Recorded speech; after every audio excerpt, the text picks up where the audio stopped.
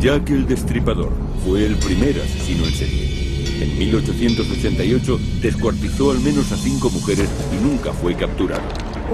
En aquella época no podían identificarse las huellas dactilares ni el grupo sanguíneo.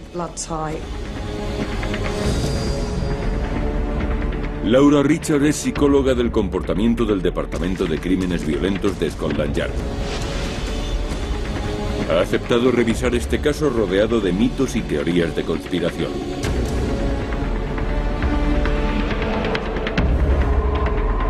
Laura lleva 10 años estudiando a los criminales más peligrosos, violadores y asesinos en serie.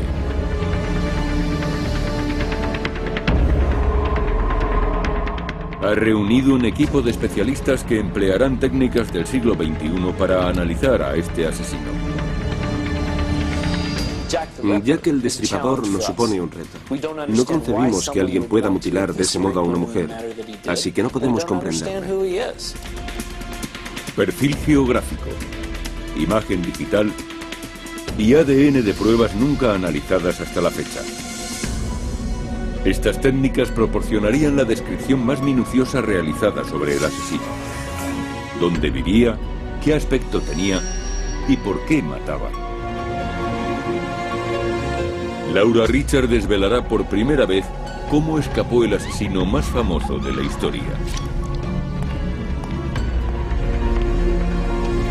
Más de un siglo después, se vuelve a abrir la veda de Jack el Destripador.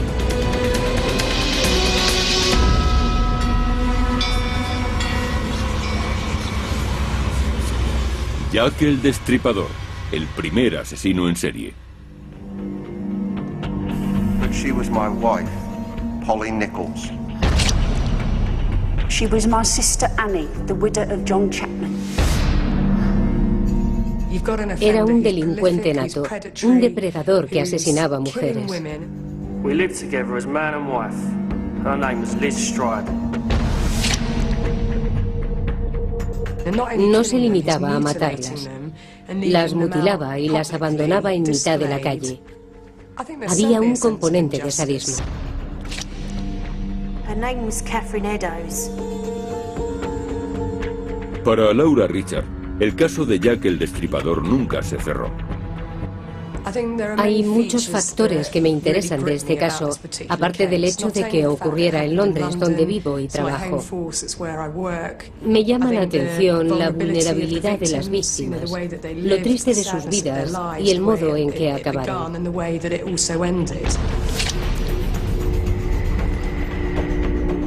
El trabajo de Laura es analizar comportamientos. Cualquier actitud que tome un asesino es una pista sobre su personalidad.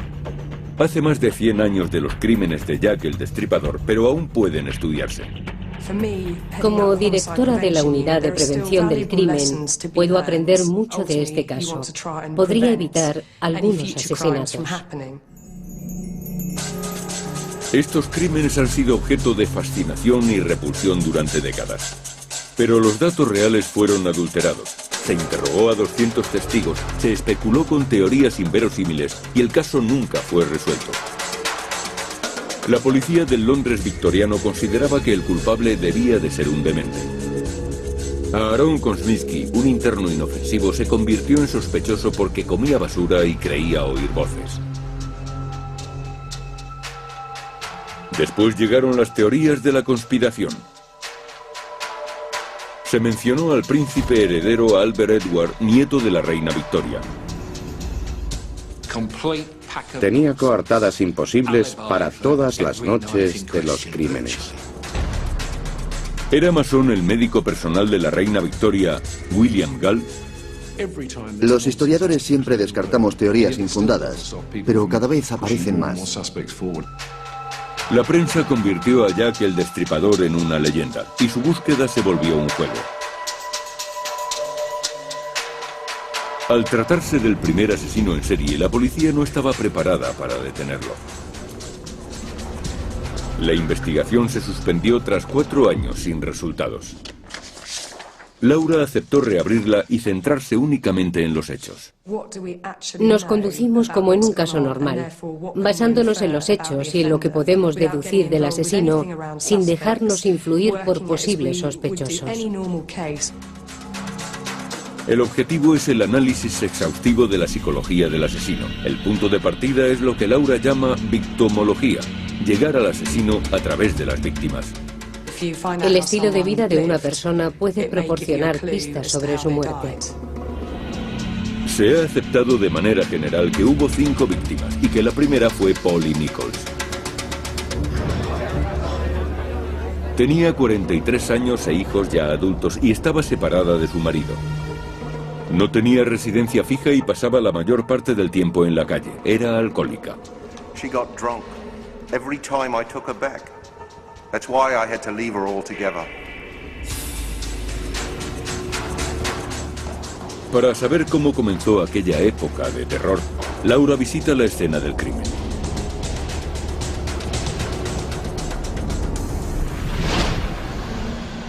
Una imagen vale más que 1000 palabras. Y si es una escena del crimen, mucho más. Además, es parte de mi trabajo. Esto es Bucks Row.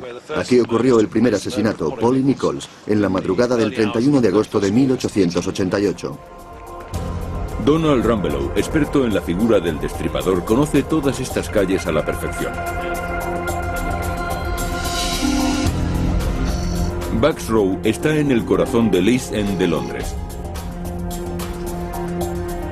Esta es la escena del crimen que menos ha alterado el paso del tiempo. La escuela que hay detrás de nosotros ya existía en 1888. La calle era una travesía de casitas adosadas. Ella yacía delante de una cuadra. Todo estaba muy oscuro. El único foco de luz estaba al final de la calle. Los pies apuntaban en esa dirección. ¿Quién la encontró?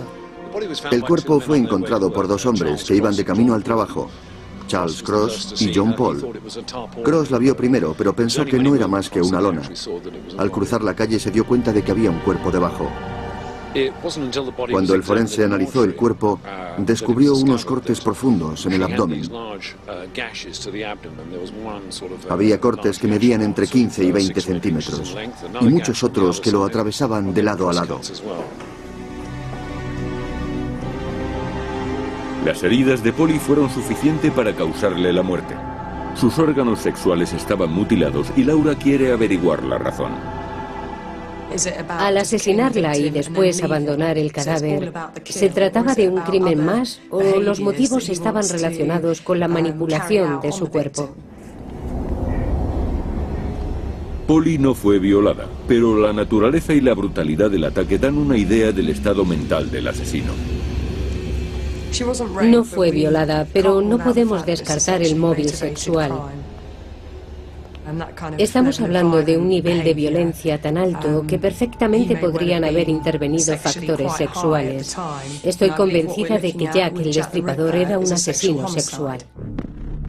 El móvil sexual indica que podría ser obra de un hombre. Pero para saber qué llevó al asesino hasta Polly Nichols, Laura necesita conocer su historia. Todo es útil. Saber dónde compraba, quién era importante en su vida, si tenía pareja o compañeros y el estrato social de su familia. La causa de su muerte, la razón por la cual fue escogida, subyace en su estilo de vida. She was my wife. I don't think she had any enemies. She was too good for that. Laura solicita la ayuda de un patólogo para averiguar cuál era el método del asesino y encontrar un patrón en sus crímenes.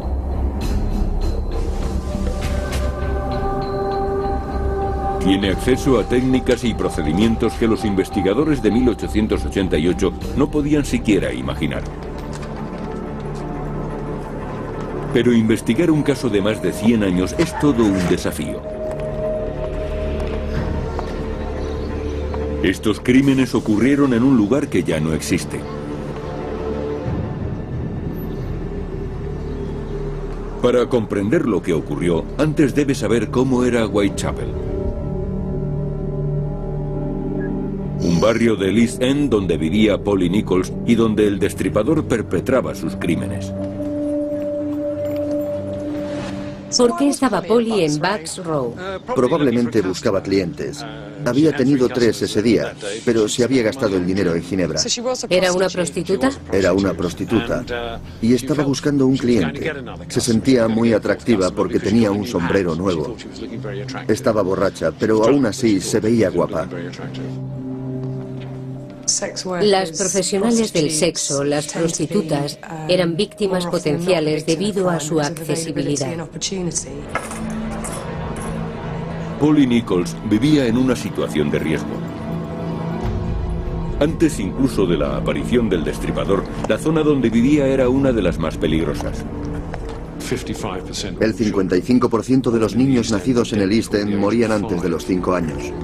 Era una sociedad en la que dominaban la pobreza y el alcohol. El alcohol sacudió los barrios marginales de Londres como haría la cocaína en Estados Unidos un siglo después. Era una zona violenta, alcohol, prostitutas y niños maltratados. Todo se debía a las terribles condiciones de vida y trabajo del East End londinense. Las mujeres como Polly se dedicaban a la prostitución para sobrevivir. Según algunas estadísticas, 1 de cada 16 hogares hacía las veces de burdel. Y en los 2 kilómetros cuadrados de Whitechapel había aproximadamente 500 prostitutas. Para que se haga una idea de la miseria en la que vivían, le diré que se prostituían por 2 peniques o una rebanada de pan rancio. Polly Nichols y las demás víctimas del destripador vivían en esas condiciones. Es quizás el único caso de asesinatos en serie en el que las escenas del crimen están a menos de 2 horas de distancia unas de otras. Los homicidios se produjeron en un radio de 2 kilómetros cuadrados. Es claramente algo premeditado. El entorno se adaptaba a los propósitos del destripador, pero existía la posibilidad de que se tratara de un furtivo, alguien ajeno al lugar que acudía simplemente a cazar. O quizá era un depredador que atacaba dentro de su territorio. Laura utiliza la técnica del perfil geográfico. Es muy común entre los cuerpos de seguridad y sirve para interpretar las localizaciones de las escenas del crimen. El perfil geográfico fue inventado por el ex policía y matemático Kim Rosmo, de la Universidad de Texas. Años atrás había descubierto que era posible utilizar las localizaciones de las escenas del crimen para ubicar la base del asesino. La mayoría de los criminales operan fuera de sus casas para encontrar objetivos. Cometen los crímenes cerca, pero no demasiado. Se preocupan por su anonimato y prefieren no actuar en una zona en la que puedan ser identificados. El Dr. Rosmo emplea una fórmula basada en casos resueltos. Incluye información de las escenas del crimen y del entorno, como casas, calles y zonas públicas, y calcula la procedencia del atacante. Un programa realiza millones de cálculos para determinar el área de procedencia más probable.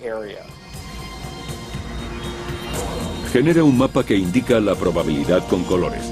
En negro, la zona menos probable de albergar la base del atacante, y en rojo, la más probable.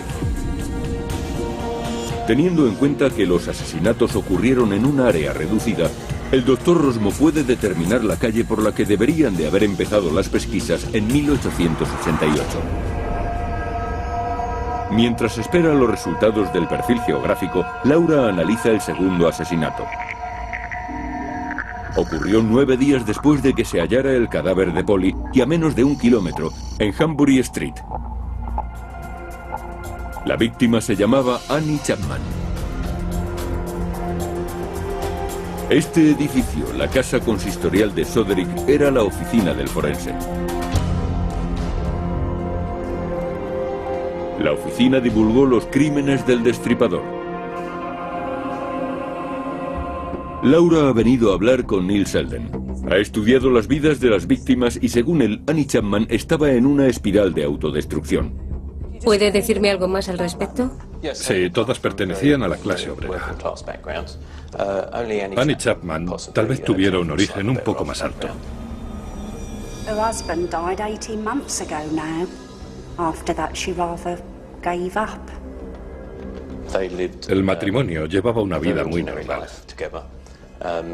John trabajaba como cochero en Bond Street. Pero al parecer Annie robaba dinero a la familia de sus jefes y ambos terminaron por perder sus trabajos. Fue entonces cuando empezaron a tener problemas con la bebida.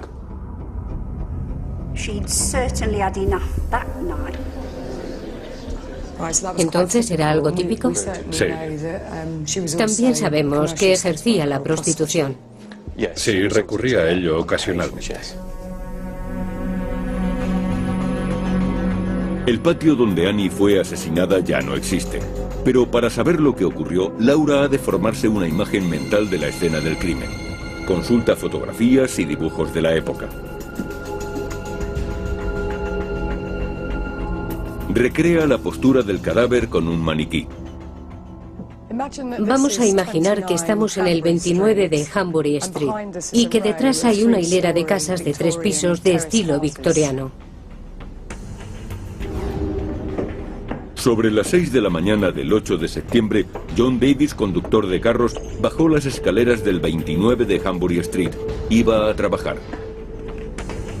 Reparó en que la puerta estaba entreabierta y sintió curiosidad.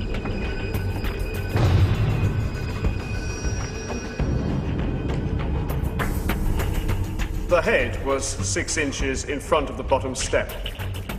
The left arm lay across the left breast. The legs were drawn up, feet resting on the ground, and the knees turned outward. Me fijé enseguida en que la escena era muy parecida a la del asesinato de Polly Nichols. La víctima había sido colocada como si la estuvieran exponiendo. El corte en el cuello era tan profundo que casi había sido decapitada. Le faltaba parte del útero. Le habían sacado los intestinos y se los habían colocado sobre el hombro izquierdo. Un testigo describió la escena. Todos los que vieron el cuerpo estaban aterrorizados, a punto de salir corriendo. En su técnica hay factores meramente funcionales. Dominar a la víctima, evitar que grite, inmovilizarla en el menor tiempo posible. Pero hay otros detalles que delatan su método. La satisfacción que todo el proceso le producía son factores exclusivos de este atacante en particular. Abrir a la víctima, sacarle los intestinos, colocárselos encima y llevarse consigo el útero es sin duda el resultado de una decisión que había tomado con anterioridad y conscientemente. Laura observa un comportamiento racional por parte del destripador incluso mientras asesina. Pretendía provocar miedo y perplejidad. Era parte de la emoción. El cuerpo había sido colocado a la vista de todo el mundo de manera intencionada. Este asesino sentía interés por la reacción del público y por el impacto que tenían sus actos. Era racional y calculador. Pero se colocaba en una situación en la que el riesgo de ser descubierto era muy alto. En el 29 de Hambury Street vivían 17 personas que entraban y salían constantemente. Podía haber sido sorprendido en cualquier momento. Escogió una zona muy concurrida para atacar a sus víctimas. De hecho, la zona en la que vivían sus víctimas. Estaba dispuesto a asumir grandes riesgos. Eso demuestra el autocontrol del destripador. Se trata de alguien que no puede dominar sus impulsos de matar a pesar del peligro. O bien de alguien muy disciplinado y confiado que sopesa los riesgos y juega con ellos. El comportamiento de Annie nos da la clave. Probablemente se fuera con él voluntariamente. De haber sido obligada, hubieran forcejeado y los vecinos lo habrían oído. Lo más seguro es que pensara que se trataba de un cliente inofensivo. Él la haría sentirse cómoda.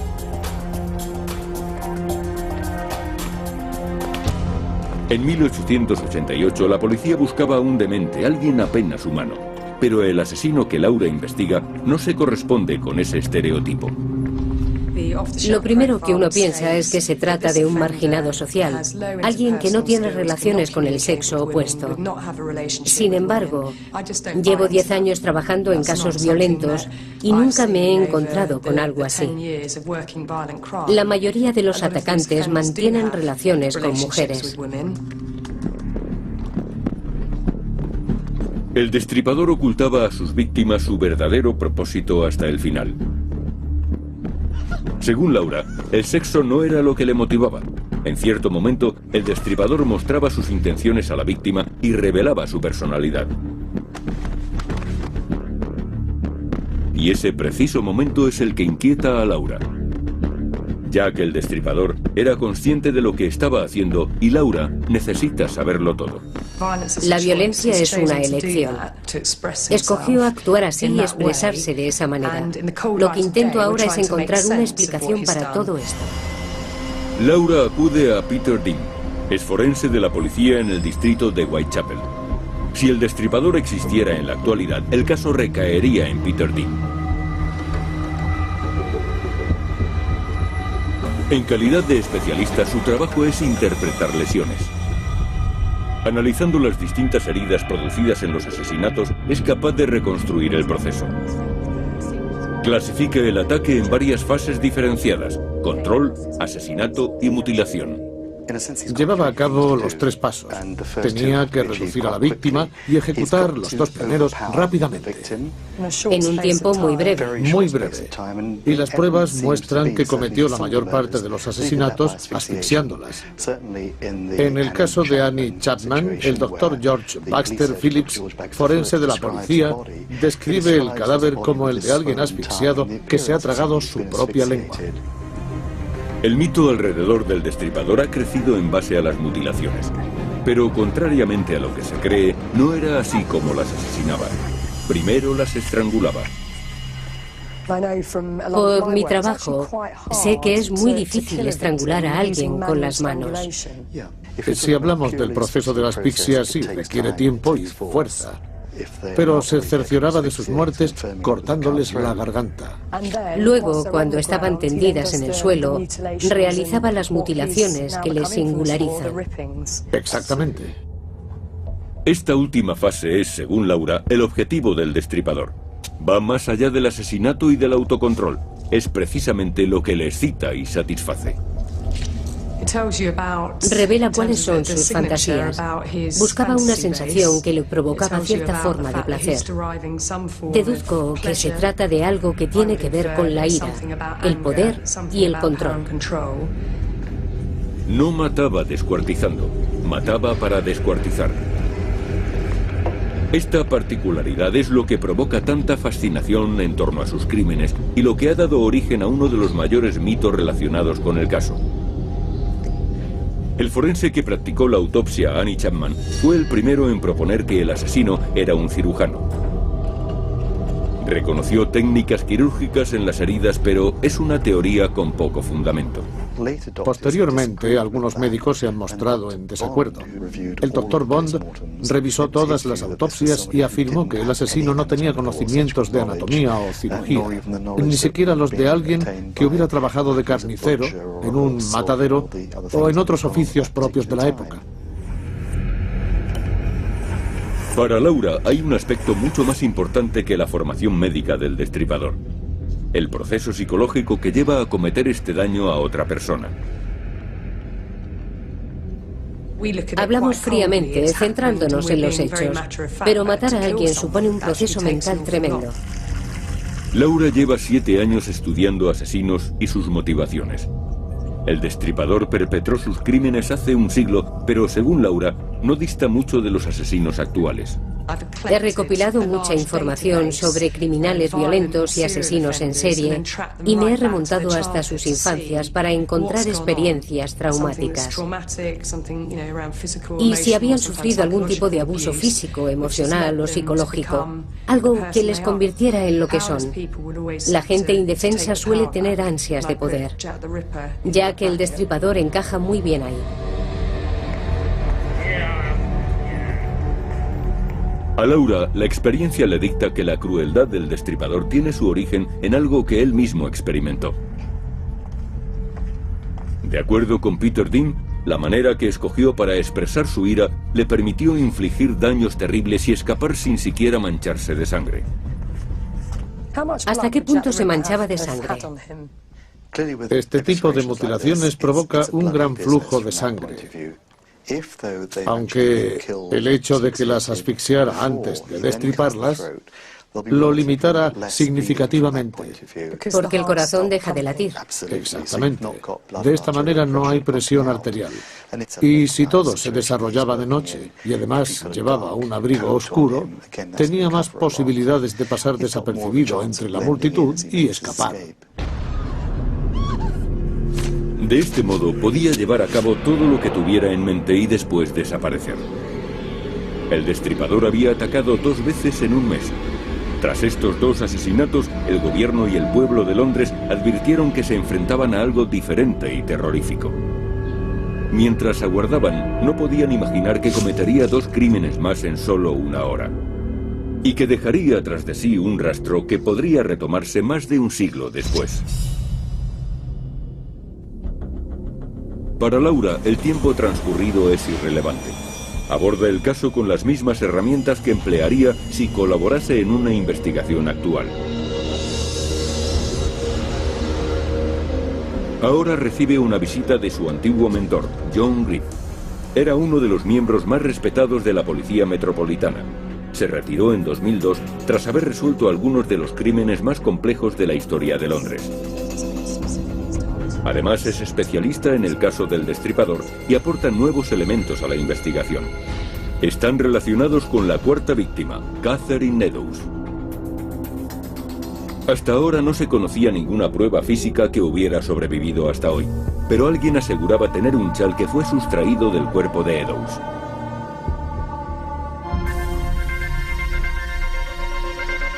Los forenses se han desplazado para recoger muestras. La autenticidad del chal es discutible. Pertenece a los descendientes de un policía que acudió a la escena del crimen. Ahora es propiedad privada, pero en el pasado estuvo expuesto en el Museo del Crimen de Scotland Yard. Si es auténtico, se trata de la última conexión física con el destripador. Este es el supuesto chal de Catherine Eddowes. Tenemos que hacer pruebas para saber si el ADN encontrado en él se corresponde con el de alguno de sus familiares aún vivos. Las muestras de ADN son inútiles sin algo con lo que contrastarlas, pero ha habido progresos en este campo. Los descendientes de Eddowes han aceptado que se les tomen muestras de ADN.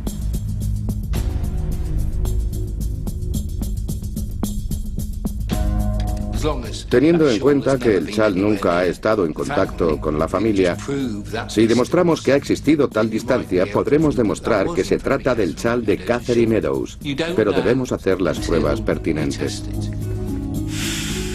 Si se establece una conexión entre Catherine Eddowes y el chal, habrá que recopilar y preservar nuevo material genético para futuras investigaciones. Esta puede ser la última oportunidad de conseguir ADN del destripador.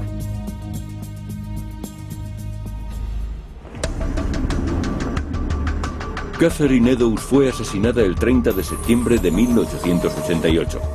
Los expertos llaman a aquella noche la noche del doble acontecimiento, ya que también murió otra mujer, Liz Stride. Esta es la noche mejor documentada de toda la carrera criminal del destripador. Con las fichas policiales y las declaraciones de los testigos y los forenses, es posible reconstruir los acontecimientos con precisión. Laura y John Greaves ponen en común sus conocimientos. Él ha dirigido decenas de investigaciones policiales. Reconstruyen los movimientos de Liz Stride y Catherine Eddowes durante sus últimas horas. A las 8 de la mañana del 29 de septiembre, Catherine fue vista saliendo de una casa de empeño. Acababa de empeñar un par de botas de su compañero, John Kelly. Consiguió 2 chelines y 6 peniques que gastó en comida. Eso nos muestra la miseria en la que vivían si empeñaban sus zapatos. ¿Cómo recuperaría las botas para ir a trabajar? ¿De dónde sacaría 2 chelines y 6 peniques? Se sabe que Catherine Eddowes ejercía la prostitución y seguramente tuviera otra fuente de ingresos, ya que gastaba mucho dinero en bebida. Los informes la sitúan en Aldgate High Street a las 6 de la tarde. Estaba muy borracha, lo que la volvería más vulnerable. Era justo la misma situación que la de los otros 3 casos. A 1 kilómetro de distancia, Liz también había estado bebiendo. La vieron en la taberna Queen's Head y más tarde en el bar de Bricklayer Arm. No tenían mucho más que hacer. Estaban el alcohol y el sexo, nada más. Al igual que Catherine, Elizabeth Stride también era prostituta. Había nacido en Suecia en 1843, pero gran parte de su historia es confusa, ya que Liz mentía acerca de su pasado. She told me that she'd been married and that her husband died when the Princess Alice sank. It wasn't true. De acuerdo con los registros, Catherine Eddowes fue detenida a las 8 de la tarde por embriaguez e incapacidad. Las 2 mujeres llevaban vidas similares en la misma zona geográfica. Ambas eran prostitutas. Había mucha gente en la calle esa noche. ¿Por qué ellas? Liz Stride and I lived together as man and wife. She was a very quiet and sober woman. Los testigos que hablaron de Liz Stride tuvieron otra percepción. A las 11 de la noche la vieron en la puerta de una taberna con un hombre no identificado. De hecho, se la vio con 3 hombres en las siguientes 2 horas. Sobre las 12:45, James Brown, un estibador, regresaba a casa cuando se cruzó con Liz y con un hombre de 1,75 m de estatura, fornido y con un abrigo largo. Parecía estar cortándole el paso y Brown, que más tarde identificaría el cadáver, la escuchó hablar.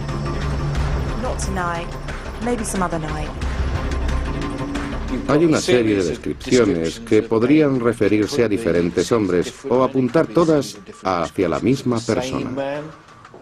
Ejercer la prostitución supone un gran riesgo. Las prostitutas están a merced de cualquiera, pero son igualmente un elemento problemático en una investigación. Pero si combinamos todo lo que sabemos, lo que dijeron los testigos, podemos crear un retrato robot. John ha decidido seguir el mismo procedimiento que utilizaría en una investigación actual: contrastar todas las descripciones aportadas por los testigos. De haber contado en 1888 con un retrato del sospechoso, ¿le habrían detenido antes de que volviese a matar? Catherine Eddowes estuvo a salvo, detenida en la comisaría de Bishopgate hasta la 1 de la mañana del 30 de septiembre. En ese momento, el agente de guardia consideró que estaba sobria y la soltó. Ella regresó a Aldgate. Lo más triste, me atrevería a decir que lo sabían perfectamente, es que la dejaron salir en el momento y lugar en el que el destripador estaba buscando una nueva víctima.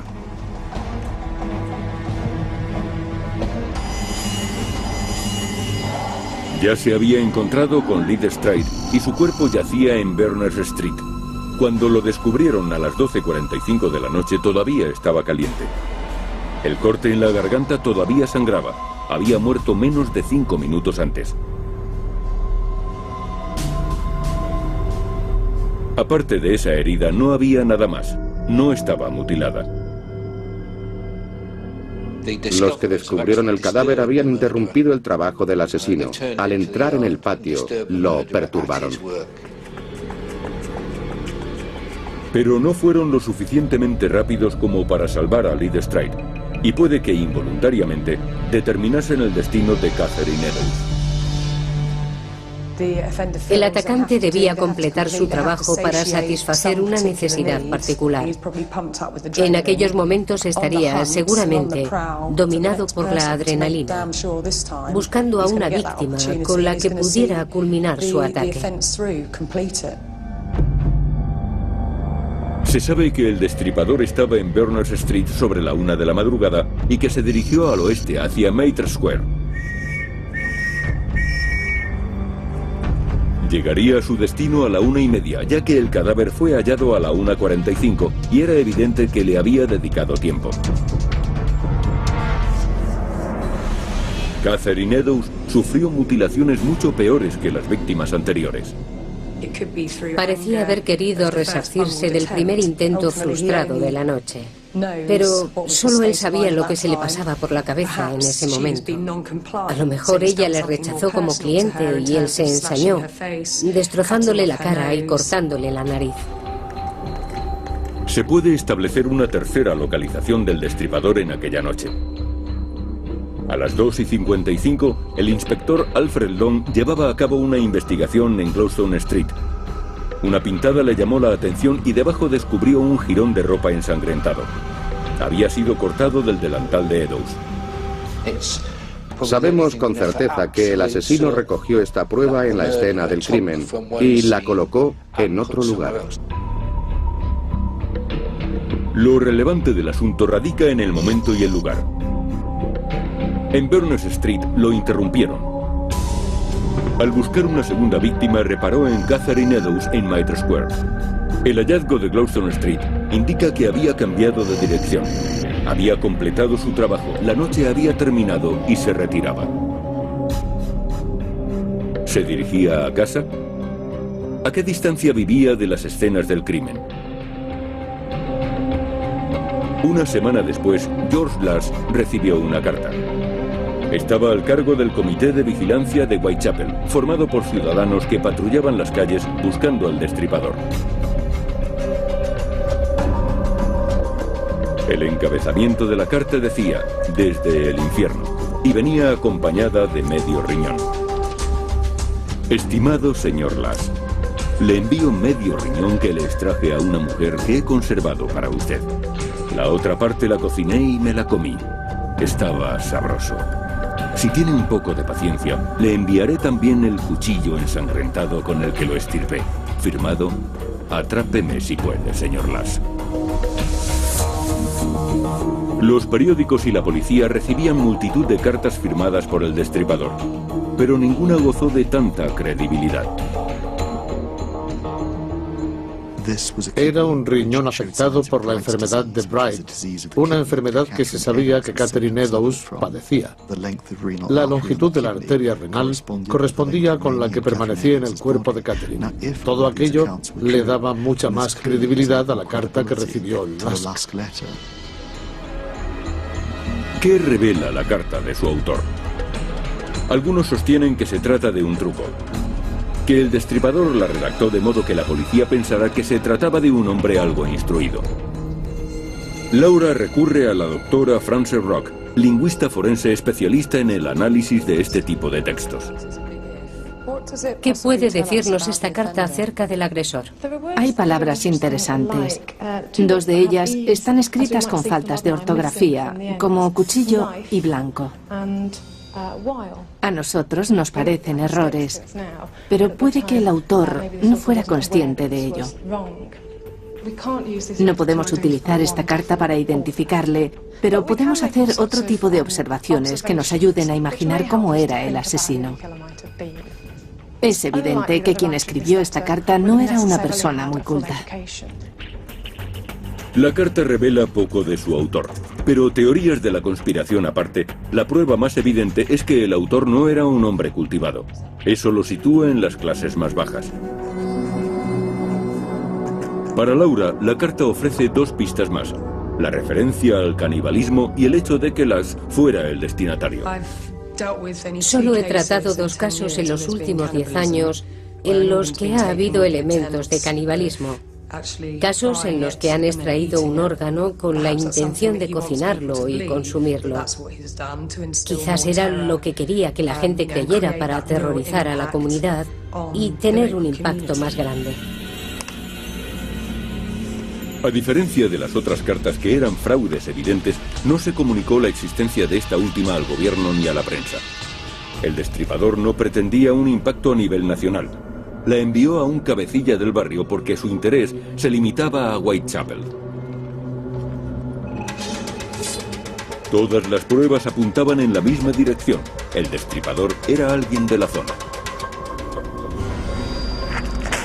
La mañana del 9 de noviembre de 1888, Thomas Bowyer se desplazó hasta Maylor's Court en Whitechapel para cobrar un alquiler.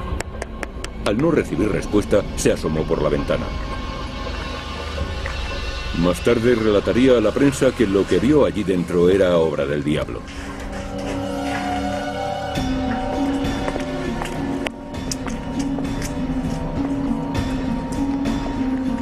La puerta de la casa de Mary Kelly estaba cerrada.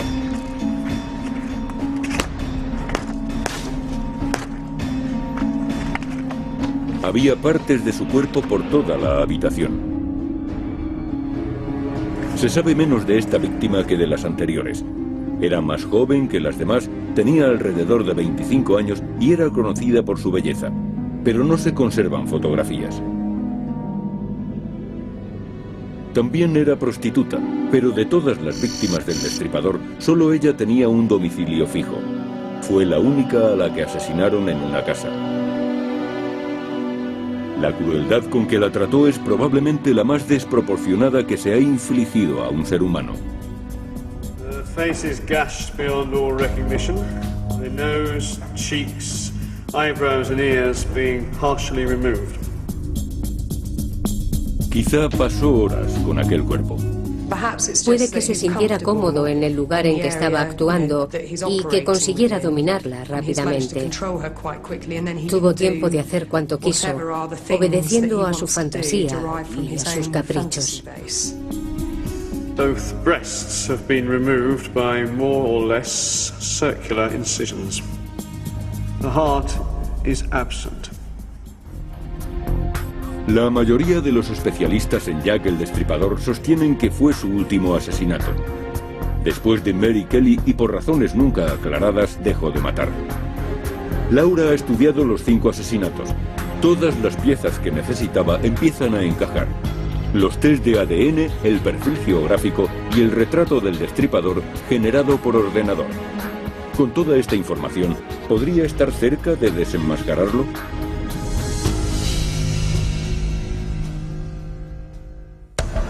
Laura ha elaborado un análisis psicológico del asesino a partir del estudio de los criminales más peligrosos.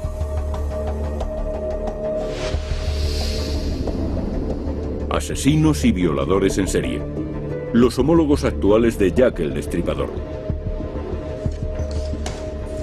John Grieve, antiguo director de la Brigada de Homicidios de Scotland Yard, ha seguido investigando y aporta 2 nuevos elementos.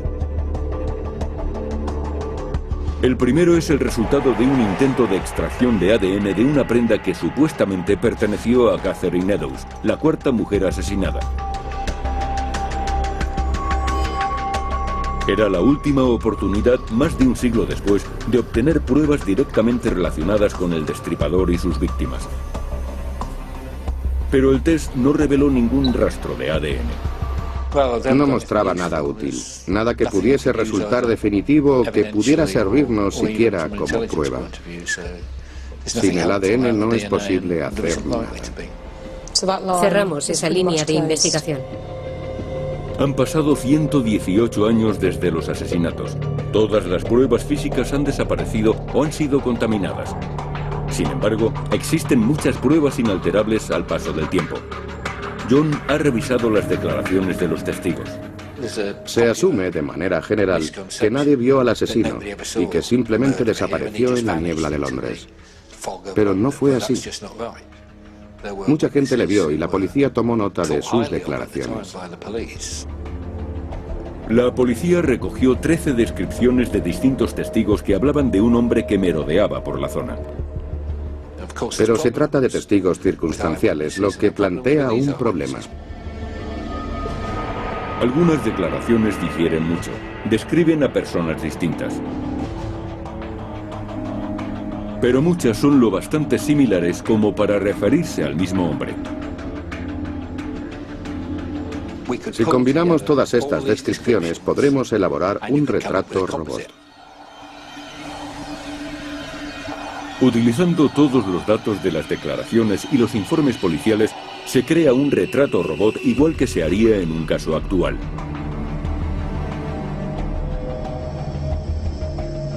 Entre 25 y 35 años. Entre 1,65 m y 1,75 m de estatura.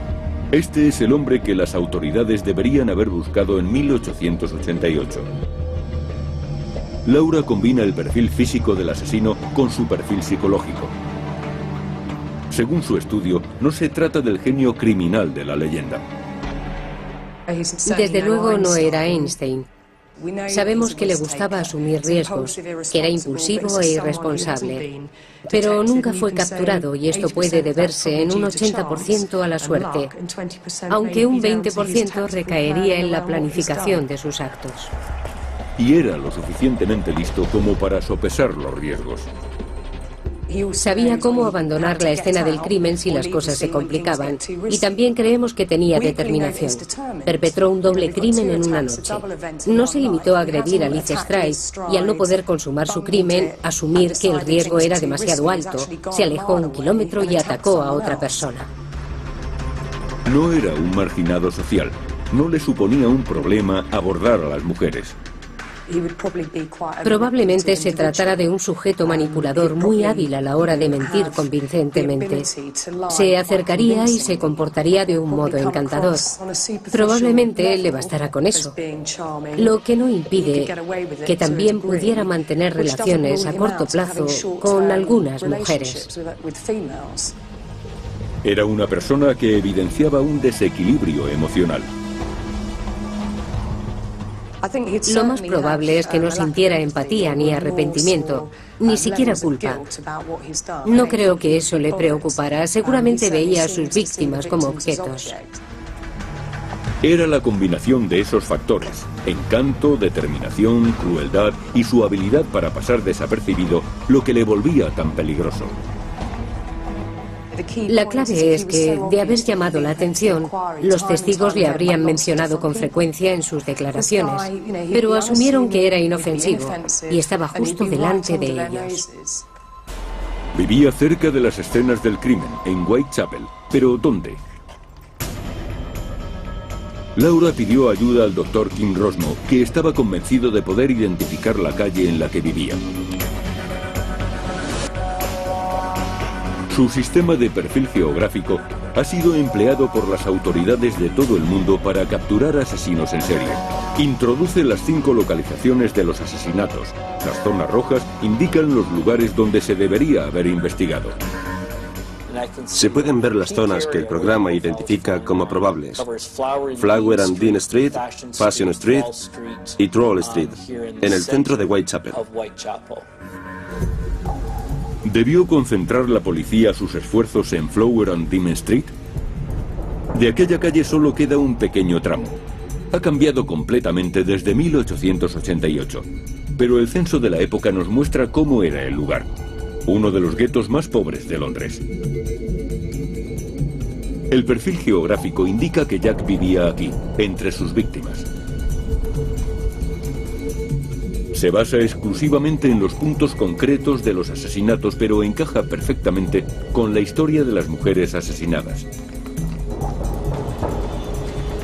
Un año antes de los crímenes, todas vivían en un radio de 100 metros con respecto a esta calle.